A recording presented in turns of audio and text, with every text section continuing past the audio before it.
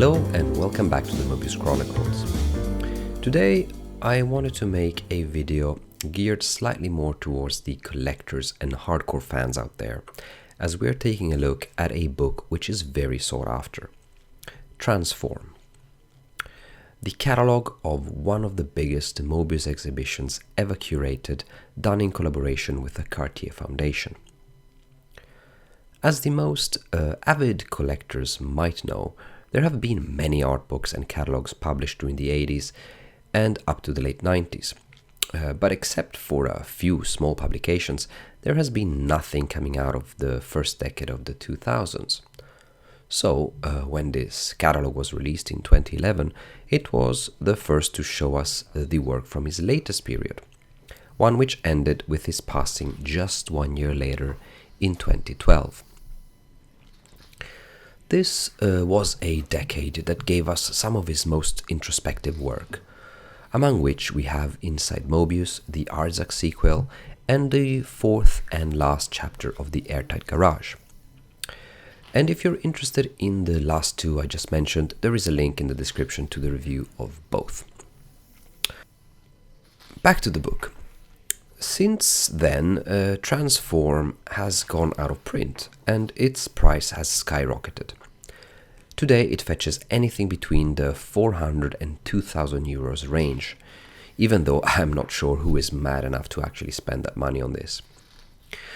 So, now you might ask, okay, this book is 15 years old, costs a fortune, and it is hard to find. It seems a bit late to make a review about it, doesn't it? Fair point, my friend, but stay with me. Here is where I want to take a bit of a controversial position and actually claim that during the past 15 years, this has probably become one of the worst Moebius art books you can buy. And I am making this video not only to state my case, but also to save any of you who are thinking of buying it a lot of money. Let's start by giving credit where credit is due.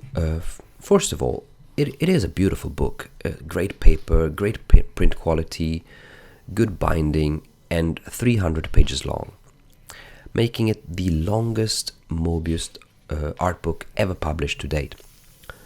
So, when it came out, this was an excellent catalogue, and as I mentioned before, it showed work that had never been seen before. But that was 2011, and since then we had three major releases coming out. The 2019 catalogue from the Max Ernst exhibit, the Alla ricerca del tempo catalogue from the Naples exhibit of 2021, and the most recent art book Arzak Le Petit Panthéon, which I also reviewed and to which I will leave a link in the description for the ones of you who are interested.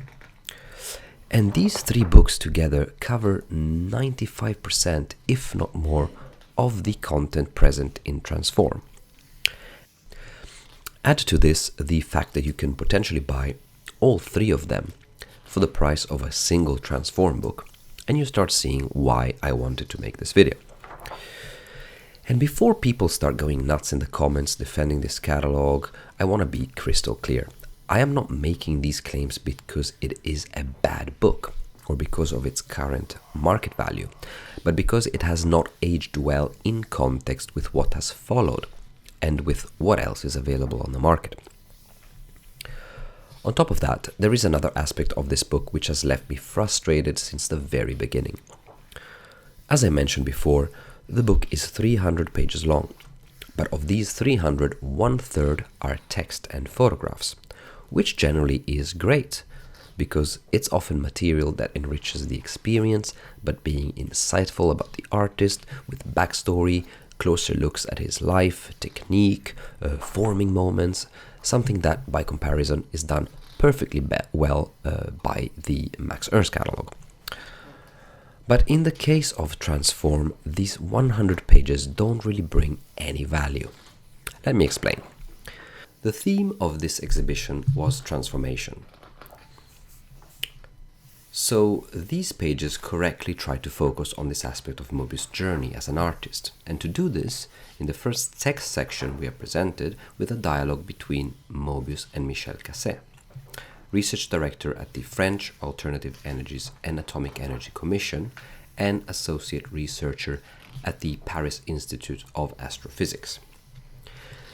The dialogue that follows is an ambitious attempt to bridge two worlds that rarely intersect: the empirical rigidity of cosmology and the imaginative freedom of art. At its best, this exchange is a celebration of human curiosity, exploring questions of origin, infinity, and meaning. But its few strengths are matched by a bunch of weaknesses that reveal the challenges that such different disciplines are bound to generate. On the positive side, the conversation humanizes science. Casset's reflections on the cosmos remind us that even the most precise disciplines grapple with mystery. Moebius, in return, contributes to these abstractions with his spiritual and poetic imagery, as both show us that they somewhat share a creative impulse, as scientists model universes and artists invent worlds. And when I present it to you this way, you might think this is great, but this conversation often leans into pretension.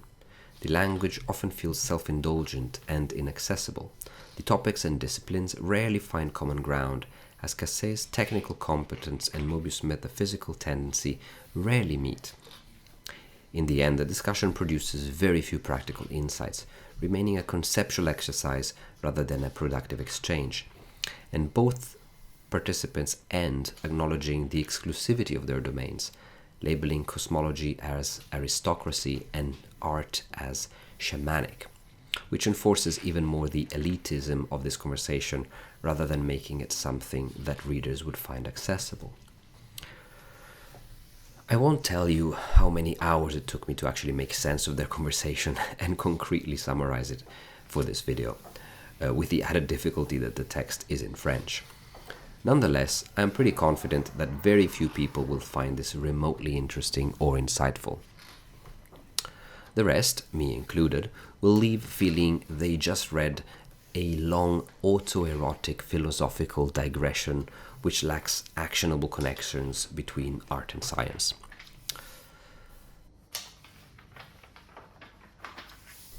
Moving on, there is one more text section further in the book that is a collection of short quotes and poems from multiple authors on the subject of transformation and metamorphosis, including names such as Stanislaw Lem, Goethe, Hermann Hesse, Jung, Italo Calvino, Marguerite Yourcenar, Newton, Alighieri, Philip K. Dick, Oscar Wilde, Edgar Allan Poe, just to name a few. And this goes on for 60 pages and is another of those choices that leaves me perplexed. This is all real estate that could have been used a lot better in my opinion. But it is what it is. Finally, there is one small photographic section which collects close-up shots of plants, wood, stone, and other natural textures. And even though I see the link between how nature is in constant flux, such as art should be, this comes across as odd, as there is no context or introduction, nor any mention of who took these photographs.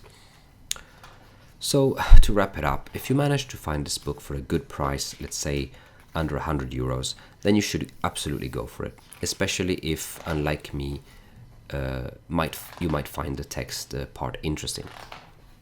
Otherwise, I really think you should look elsewhere. The three alternatives I mentioned before are priced much lower and offer an excellent spread of Moebius art with very little overlap. If I had to pick one, I would definitely go for the Max Ernst catalogue, which is excellent in every way. And fun sneak peek, in the next video I will actually be looking more comprehensively at all, or almost all, Moebius art books and catalogues, and try to rank them fairly to see where collectors and fans should be focusing on to get their most value. So that's it. I hope you enjoyed this video. Please like and subscribe if you want to be notified next time a video drops. In the meanwhile, have a good day and see you next time. Bye.